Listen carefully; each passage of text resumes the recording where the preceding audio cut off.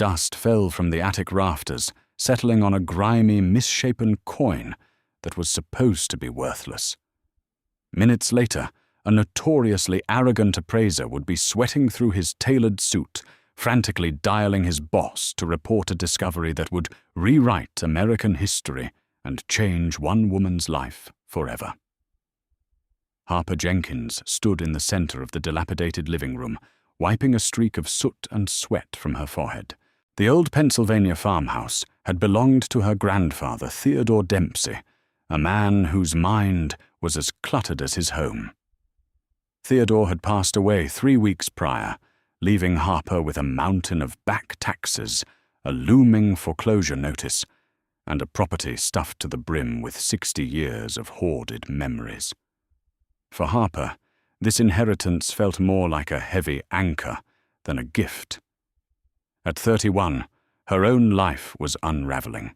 Her small botanical design business in Philadelphia had gone under, leaving her drowning in debt. The bank was threatening to seize her apartment, and her stress had reached a boiling point. Clearing out Theodore's estate was her last desperate bid to find anything of value to keep herself afloat. Her older sister Riley had washed her hands of the situation entirely. "It's a junk heap. Harper," Riley had warned over the phone just that morning, her voice dripping with exhaustion. "Teddy never kept anything worth a dime. Just call a liquidator, let the bank take the house, and walk away. You're wasting your time looking for treasure where there's only trash." But Harper couldn't just walk away. Theodore had been a complex man, prone to long, cryptic rants about his youth. In the late 1920s and into the Great Depression, he had worked a blue-collar maintenance job at the United States Mint in Philadelphia. He had always hinted that he knew secrets about the government's money, murmuring about gold the bankers tried to bury. Harper had always dismissed it as the rambling of an old man whose grip on reality was slipping. Now, surrounded by towers of yellowed newspapers and rusted tools, she wasn't so sure. By mid-afternoon, Harper had made her way upstairs to Theodore's bedroom. The air was thick with the scent of mothballs and stale pipe tobacco. While moving a massive rotting oak wardrobe away from the wall, the rusted caster wheel caught on a loose floorboard, snapping the wood upward with a loud crack. Harper sighed, kneeling to press the board back into place. But as she looked down into the dark cavity between the floor joists, something caught her eye. Wrapped in heavy oil-stained canvas was a small iron-banded lockbox. Her heart did a frantic stutter step. She pulled the box from the floorboards. It was surprisingly heavy-coated in decades of undisturbed dust. The padlock was rusted shut, but a few heavy strikes from a hammer she had brought upstairs shattered the brittle metal mechanism. Harper threw back the lid. Inside the box didn't contain stacks of cash or glittering diamonds. Instead, it held a bizarre, mundane assortment of items. A tarnished silver pocket watch, its glass face shattered the hands frozen at 4:12. 3 faded sepia photographs of Theodore in his 20s, standing next to heavy industrial stamping presses at the Mint. A folded, brittle piece of parchment, completely blank, except for a strange sequence of numbers handwritten in faded ink 83.58-J1546. A small, heavy object, tightly bound in a dark, waxy cloth. Harper picked up the cloth-bound object. It weighed incredibly heavy in her palm, denser than lead, yet small enough to fit inside her closed fist. With trembling fingers, she peeled back the sticky, hardened layers of wax cloth. Inside lay a thick, heavily encrusted disc. It was undeniably a coin, but it was coated in a thick, black, tar-like substance that obscured almost every detail. It looked more like a piece of industrial slag or a corroded washer than actual currency. Yet its weight was unnatural. Harper pulled her phone from her pocket, ignoring a new text from the bank, and called Riley. "I found something," Harper breathed, staring at the black disc on her palm. Hidden beneath the floorboards in Teddy's room. It's a coin, I think, but it's massive and heavy." Over the speaker, Riley let out a long, long-suffering sigh. "Harper, please. It's probably just a steel slug from the rail yard. Or a paperweight. Don't do this to yourself. You're looking for a miracle to save your apartment, and you're projecting it onto a piece of dirty metal." "Riley, it was hidden in a lockbox, wrapped up. He worked at the Mint, remember? He swept the floors, Harper. He wasn't the director of the Treasury. Throw it in the scrap pile and keep packing." Riley hung up. Harper lowered the phone. She looked at the blackened coin, then at the cryptic numbers on the parchment. 83.58. She felt a deep, undeniable pull in her gut. Riley was practical, but Harper was desperate, and desperation bred a wild, relentless hope. She wasn't going to throw it in the scrap pile. She was going to find out exactly what her grandfather had been hiding for 70 years. The next morning, Harper drove through a relentless downpour into the heart of Philadelphia's affluent financial and historical district. She had spent the previous night researching local numismatists' coin experts and settled on a prestigious firm, Finch and Company Antiquities. The reviews described them as the premier handlers of rare historical currency on the East Coast, known for brokering private sales to billionaires and museums. Pushing through the heavy, brass-handled glass doors, Harper felt immediately out of place. The showroom was hushed and immaculate, smelling of lemon polish and expensive leather. Spotlights illuminated glass vitrines displaying pristine gold and silver coins nestled on black velvet. Harper, wearing rain-dampened jeans, an oversized sweater, and muddy boots, stood out like a sore thumb. From behind a massive mahogany counter stepped Gregory Finch. He was a man in his late 40s, impeccably groomed, wearing a tailored three-piece suit that probably cost more than Harper's remaining bank balance. His eyes swept over her, taking in her disheveled appearance, and a faint, condescending smile touched his lips. "May I help you, miss? Are you looking for the exit to the subway? It's just down the block." Gregory said, his tone smooth but dripping with polite dismissal. Harper straightened her spine, refusing to be intimidated. "No, I'm here for an appraisal. I have a piece I need you to look at." Gregory's smirk widened slightly. "I see. Well, we do offer appraisals, but I must warn you, our consultation fee is quite high, and we generally only deal in investment-grade antiquities. If you have a jar of wheat pennies or a silver quarter you found with a metal detector, there is a lovely pawn shop on 4th Street that might—" "I don't have wheat pennies," Harper interrupted, stepping up to the counter. She reached into her messenger bag and pulled out a small, sterile plastic evidence bag she had bought at a stationery store. Inside rested the black, tar-encrusted lump.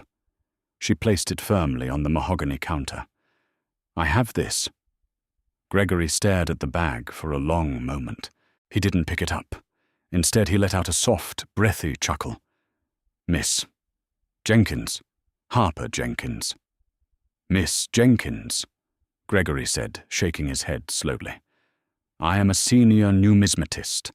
I authenticate pieces from the Roman Empire and the founding of the American Republic. What you have brought me appears to be a piece of charred asphalt, or perhaps a severely corroded industrial bearing. It is completely unrecognizable." "It's a coin," Harper insisted, her voice tight. "My grandfather worked at the Philadelphia Mint in the 1930s. He hid this under his floorboards. It's incredibly heavy. Just weigh it." "Please." Gregory sighed, glancing at his Rolex, as if tallying the seconds of his life she was wasting. "Very well, to put your mind at ease." He reached under the counter and produced a pair of white cotton gloves, slipping them on with exaggerated theatricality. He opened the plastic bag, pulling the heavy black disc out. The moment the object dropped into his gloved palm, Harper saw his posture subtly shift. His hand dipped under the unexpected concentrated mass. Gregory frowned. The smirk faded just a fraction. He walked over to a high-precision digital jewelry scale on the back counter. He placed the blackened disc on the stainless steel plate. The red digital numbers flickered, then held steady 83.58 grams. Harper gasped. The exact number from the parchment. Gregory stared at the readout. 83.58 grams, he murmured to himself, his voice losing its patronizing edge. That's almost exactly 2.68 troy ounces. The exact weight of...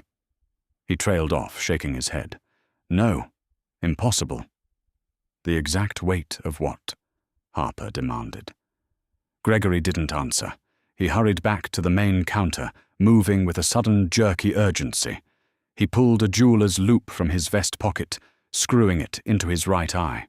Next, he retrieved a small amber glass bottle and a specialized cotton swab.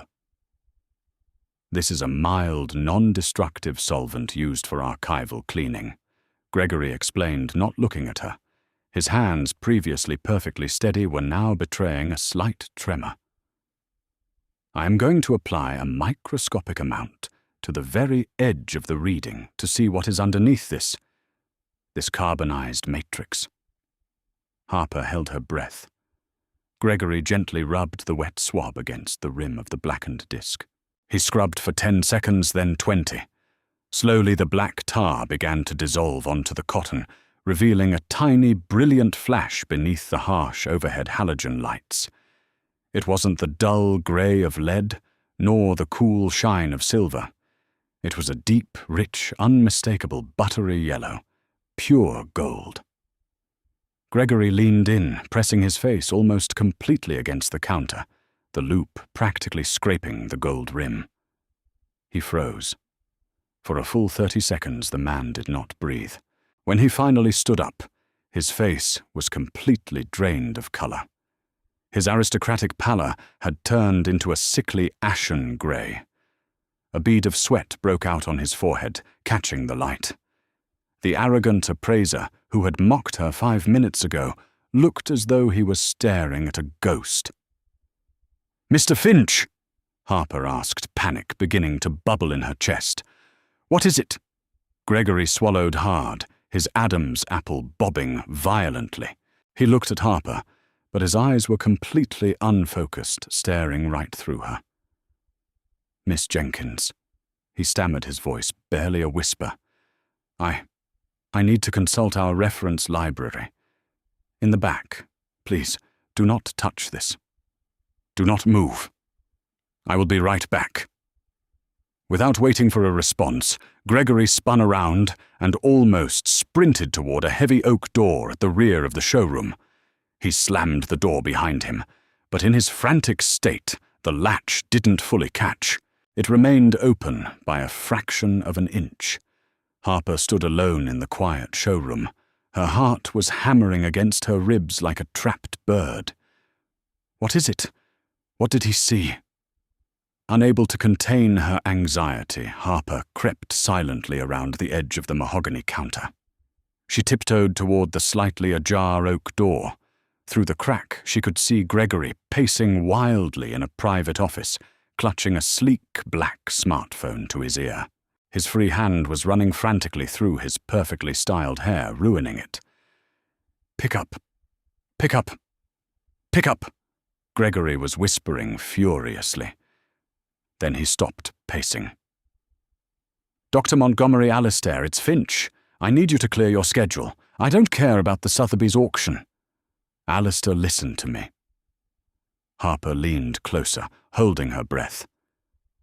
"A woman just walked into the shop." Gregory hissed into the phone, his voice trembling with a mixture of terror and awe. "She brought in a raw, disguised piece. Alistair, it's a $50 gold piece. Yes, that one." There was a pause as the man on the other end spoke. Harper couldn't hear the response, but Gregory's reaction was explosive. "I am not intoxicated, Alistair. I know the Judd 1, 5, 4, 6, 1877. Half Union is in the Smithsonian. I know it's supposed to be the only one on Earth, but I am telling you, I just weighed it, and I just cleaned the rim. It's authentic. The strike matches perfectly." Gregory leaned against his desk, wiping the sweat from his face with a trembling hand.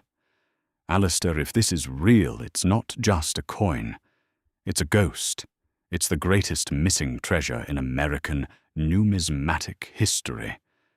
We are looking at a minimum of $20 million. But there is a massive problem." Gregory lowered his voice to a terrified whisper, and Harper had to press her ear almost against the wood to hear him. "She told me her grandfather worked at the Mint in the 1930s. Alistair, this coin wasn't found. It was stolen from the United States government. If the Secret Service finds out she has this, they won't just confiscate it. They will arrest her, and they will raid this shop.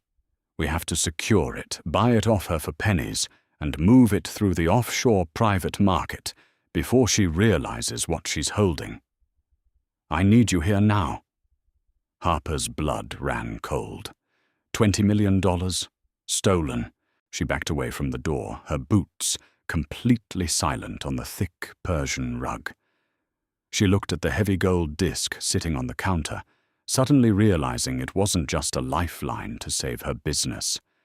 It was a highly illegal, multi-million-dollar piece of stolen history. And the men in this shop were planning to steal it from her all over again. Panic surged through Harper's veins like a shot of adrenaline, freezing her breath in her throat. $20 million. A stolen national treasure. An orchestrated plot by wealthy, corrupt antiquities dealers to cheat her out of her grandfather's legacy and likely throw her to the federal authorities as a scapegoat. She could not afford to freeze. Harper darted back to the mahogany counter, her mud-caked boots completely silent against the thick, ornate Persian rug. She snatched the heavy blackened gold disc and the plastic evidence bag, shoving them violently into the depths of her canvas messenger bag. Her eyes darted wildly around the hushed, lemon-scented showroom, searching for anything she could use to buy herself time. She grabbed a heavy brass paperweight from the edge of the counter and dropped it into a similar plastic bag, leaving it right where the coin had been. It was a desperate, childish trick, but it was all she had. She pushed through the heavy glass doors of Finch & Co. Antiquities and bolted into the relentless Philadelphia downpour. The cold rain soaked through her oversized sweater instantly, but she didn't care. She sprinted down the slick cobblestone pavement of the historical district, merging into a throng of tourists huddled under cheap umbrellas near Independence Hall. Behind her, faint but distinct, over the roaring traffic, the heavy oak door of the appraisal shop slammed open. "Hey, stop someone! Stop that woman!"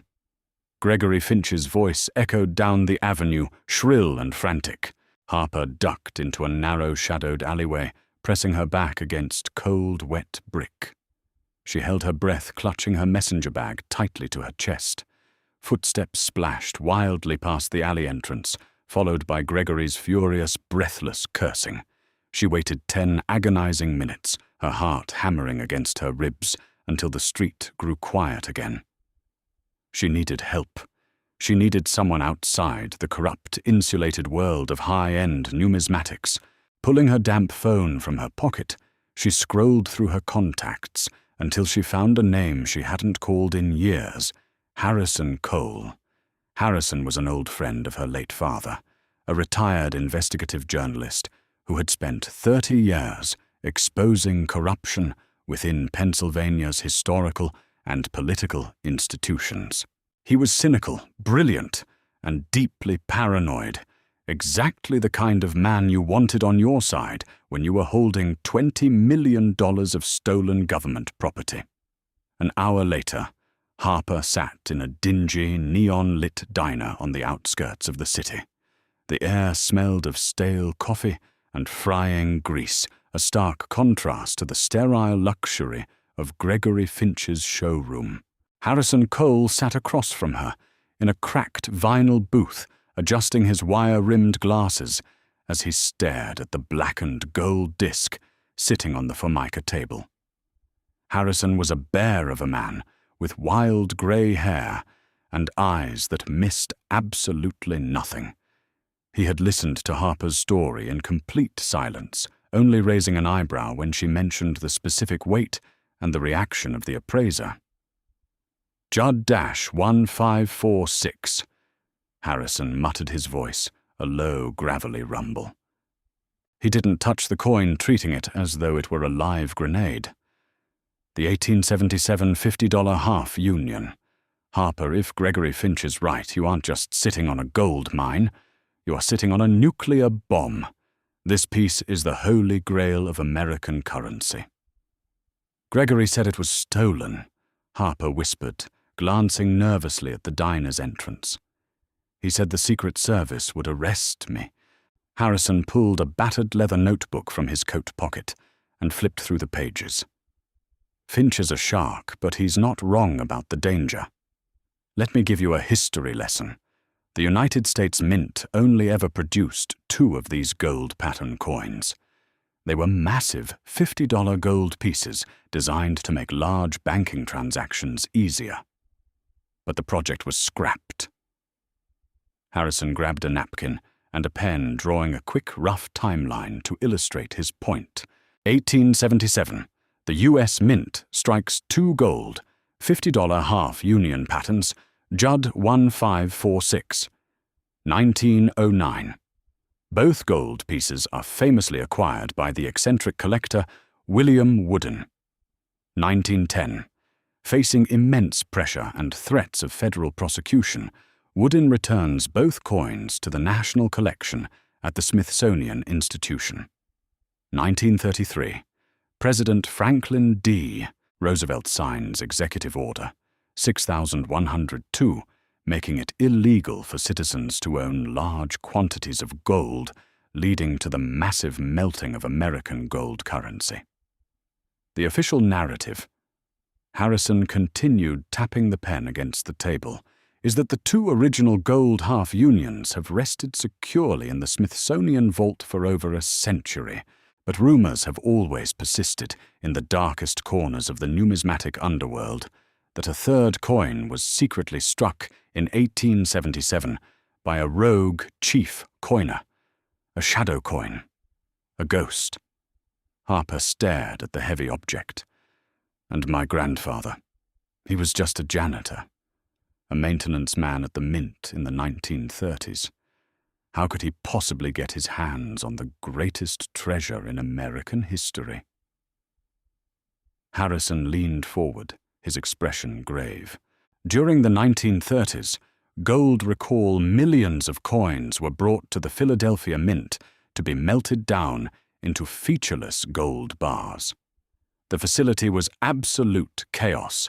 It was a perfect storm for theft. For decades, there have been whispers that a high-ranking syndicate of corrupt Treasury officials was skimming the rarest, most valuable coins off the melting line before they hit the furnaces. Harrison pulled out his laptop and quickly accessed a digitized database of federal employment records. His fingers flew across the keys. "Your grandfather Theodore Dempsey," Harrison said, his eyes scanning the screen. "He wasn't part of the theft ring, Harper. I knew your family. Teddy was as honest as they come. But look at this." He turned the laptop around. It displayed an old, scanned disciplinary report from the Philadelphia Mint dated November 14th, 1934. Subject Theodore Dempsey, maintenance. Incident found loitering near the chief coiner's private vault after hours. Claims he was pursuing a rat. Subject was reprimanded by Assistant Director Franklin Higgins and reassigned to the basement furnace rooms. Franklin Higgins. Harrison breathed out, connecting the dots. Higgins was investigated in 1941 for embezzlement, but he died before they could bring charges. Harper, your grandfather didn't steal this coin to get rich. He stole it to protect it. Harper realized the truth, hitting her with sudden, breathtaking clarity. He caught Higgins and his syndicate smuggling the ghost coin. Teddy knew if he reported it, they would kill him. So he stole it from the thieves. He coated it in industrial tar to hide its nature, brought it home, and buried it under his floorboards. He was keeping it safe until the corrupt officials were dead and gone. And he left you the code to identify it, Harrison said, pointing to the blank parchment she had found. 83.58-J, 1546. The exact weight and the exact catalogue number. He couldn't risk writing it out plainly, just in case the house was searched. He left it for the next generation to finish his mission. Harper felt a sudden fierce swell of pride for the strange, rambling man she had barely understood. He wasn't a hoarder. He was a guardian. "So what do we do?" Harper asked her, fear completely replaced by a steely resolve. "Finch knows I have it. He's going to come after me." He mentioned a buyer named Alistair Montgomery. Harrison slammed his notebook shut. "Alistair Montgomery is a ruthless private broker who buys stolen antiquities for foreign oligarchs. Finch is probably tracking your phone right now. But they made a fatal mistake, Harper. They assumed you were an ignorant, desperate woman who would run from the law." Harrison pulled a burner phone from his bag and dialed a number from memory. Instead, Harrison smiled fiercely. "We are bringing the law directly to them."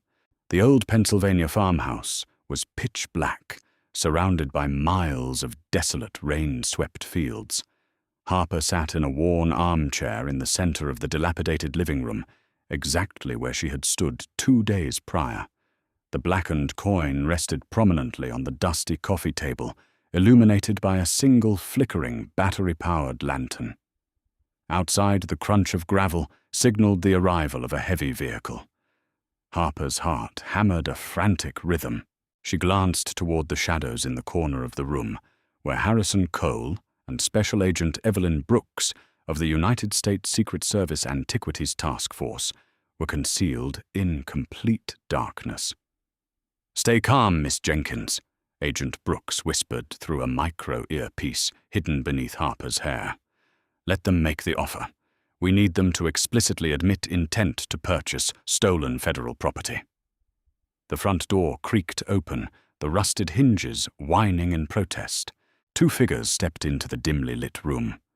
Gregory Finch looked completely out of his element, his expensive Italian leather shoes sinking into the dust and grime of the farmhouse floor. Beside him stood a tall, imposing man with silver hair and cold, calculating eyes, Alistair Montgomery.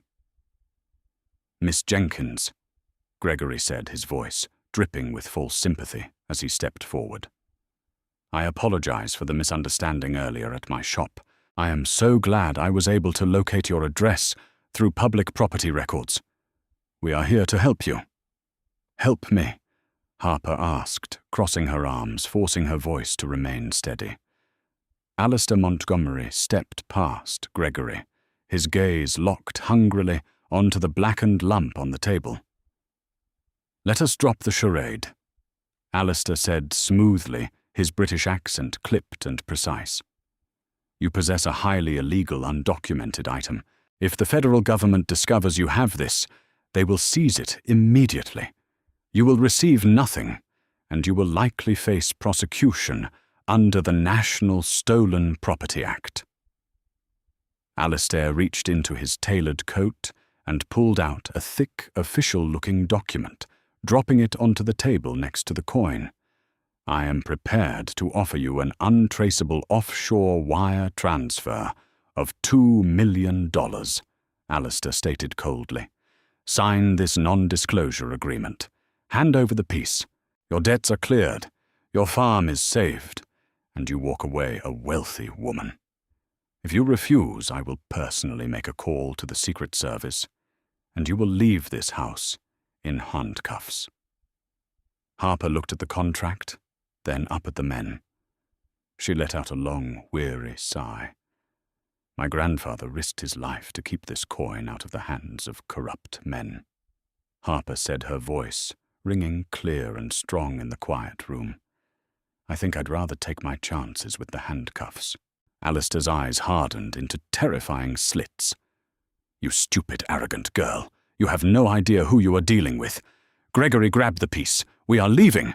Gregory lunged forward, his hands reaching for the priceless gold artifact. Suddenly the farmhouse was bathed in blinding high-intensity tactical lights. Federal agents, step away from the table and put your hands where I can see them.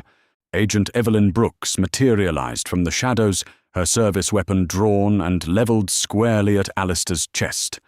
The front and back doors burst open simultaneously as a heavily armed tactical team of Secret Service agents flooded the room.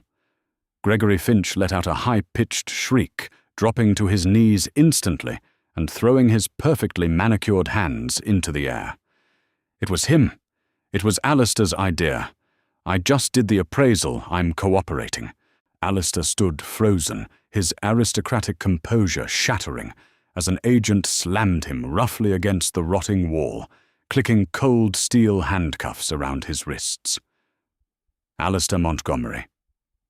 Agent Brooks said, holstering her weapon and stepping into the light. You are under arrest for conspiracy to purchase stolen federal property extortion and trafficking in illicit antiquities. You have the right to remain silent. As the agents dragged the protesting, humiliated men out into the rainy night, Agent Brooks turned to Harper. The stern, intimidating federal agent offered a small, genuine smile. You did remarkably well under pressure, Miss Jenkins, Brooks said carefully, donning white cotton gloves and picking up the blackened coin, placing it into a specialized hard-shell lockbox. Your grandfather was a true patriot. He successfully safeguarded a priceless piece of American history. Harper rubbed her arms, suddenly feeling exhausted. So the government takes it back. It goes to a museum. It does, Brooks nodded. However, Harrison informed me of your financial situation. You should know that, because your grandfather did not steal this, but rather recovered it from a hostile party. You are not considered an accomplice. Brooks pulled a manila folder from her jacket. Under the historical provisions of the Federal Finders and Recovery Act, citizens who voluntarily surrender significantly valuable undocumented federal property that was presumed lost are entitled to a recovery bounty. Standard bounty is 10% of the appraised archival value. Harper felt her knees go weak. 10%. We estimate the Judd 1, 546 ghost coin's value at roughly $25 million, Brooks said gently. Your legal reward will be $2.5 million tax-free. Your grandfather left you a fortune, Harper. It just took a little polishing to see it. 3 months later, Harper Jenkins stood in the beautifully renovated greenhouse of her newly reopened botanical design business in Philadelphia. The foreclosure notices were gone, replaced by a framed, pristine replica of the 1877 half-union coin gifted to her by the Smithsonian. Theodore Dempsey's farmhouse was fully restored, standing as a quiet monument to a blue-collar hero who outsmarted the corrupt elite. Harper touched the gold frame, a small, grateful smile on her lips, knowing some treasures were completely worth fighting for. Did you see that massive twist coming about Harper's grandfather, being a secret guardian of American history? History is full of hidden mysteries, and sometimes the greatest treasures are buried right under our feet.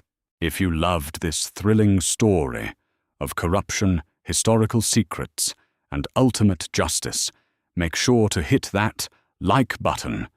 Share this video with your fellow mystery lovers, and don't forget to subscribe for more incredible real-life storytelling. See you next time.